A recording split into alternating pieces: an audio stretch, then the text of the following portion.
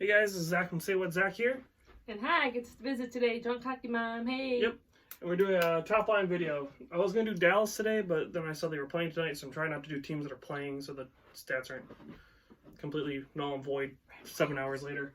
So we jumped to the Detroit Red Wings today. So this is a team that we know pretty well. Kind of close to my heart. Yeah. Just putting it out there. Yeah. And unfortunately, these stats aren't great. But yeah. But that's okay. We still love them. That's right.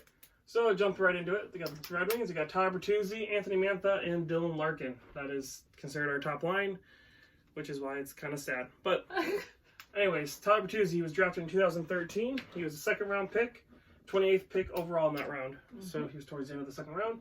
Probably the most promising player of the three, if you ask me personally.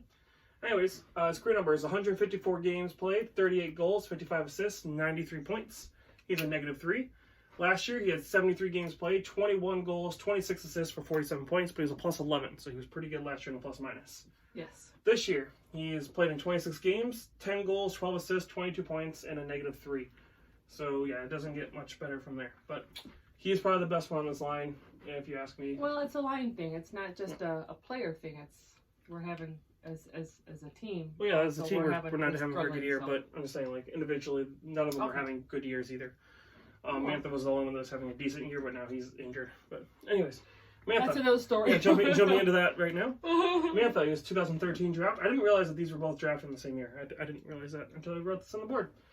He was first round draft pick, 20th pick overall in the first round. Career numbers, 242 career games. He has 80 goals, 78 assists, 158 points, and he's a -9. So yeah, he's... I don't know. He was supposed to be like a premier goal scorer for us, and he hasn't really shown it till this year. And even that's been kind of dying out as of recently, and now he's injured. So, anyways, last year played in 67 games, 25 goals, 23 assists for 48 points. He was a -8, so he's definitely not good defensively. Yeah, it's trend. This year, 25 games played, 12 goals, 11 assists for 23 points. Almost a point a game player, but we do not have one of those yet. And he was a -4 so far. So again, he's pretty much on pace to do what he pretty much did last year, especially when he misses games with injury. He's been very injury prone in his career too. So that's another thing that sucks about him. Like, he may be a decent player, but with missing half the 20 games a season, you never really know. Yeah, never really. Plus, you're always coming back from an injury, so yep, that don't help. Yeah, oh well. That's something the Red Wings are very known for. That's why we picked up Rabbi Fabry, and I was like, oh, I like Rabbi Fabry. Let's see if he stays healthy, because he's very injury prone from St. Louis. So yeah. Dylan Larkin is the center for this line. 2014 draft pick, first round, 15th pick overall.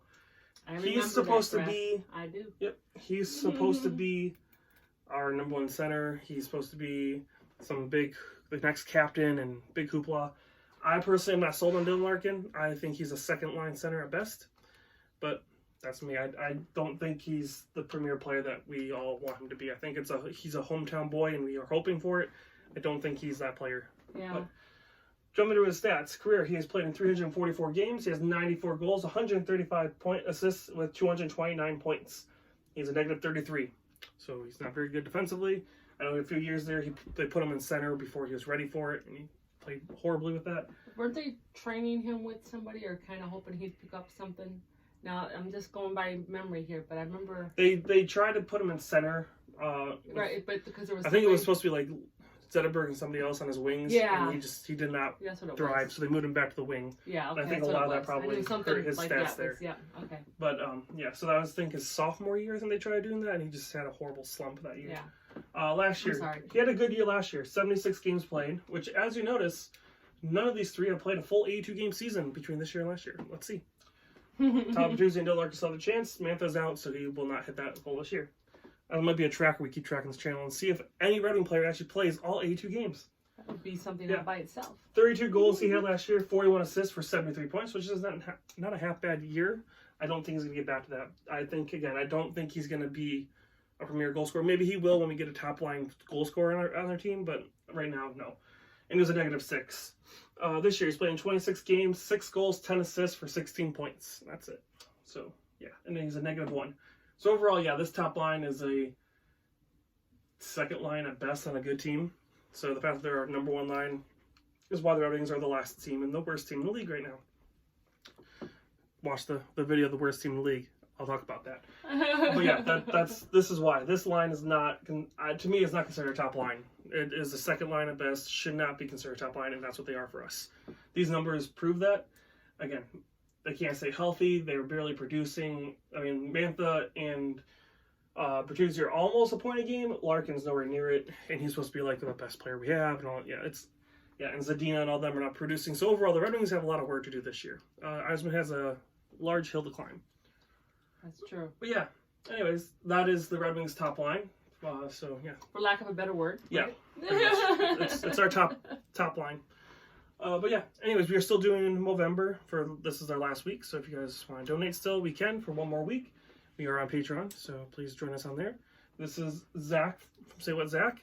And I'm so happy to be here for once. Drunk Hockey Mom. I'll be back more soon, guys. Yep. Soon. She'll be kind of a guest appearance here and there when we can get her in, but won't be as many videos anymore. But we'll still got this handsome mug. Yeah. And he knows what he's talking about a whole lot more than me, so. Yeah, and again, I am doing more review videos, and we're getting a little bit more consistent, nailing down the releases of these things now. We're trying. We got a lot of stuff going on. We're trying. Anyways, it's going to be great. If you guys like the video, give us a like and a subscribe, and comment below with what you think this team should draft and should be looking for in this draft. That's a very good idea. I personally think they should go with a forward. I know people have talked about maybe a high-picked goaltender.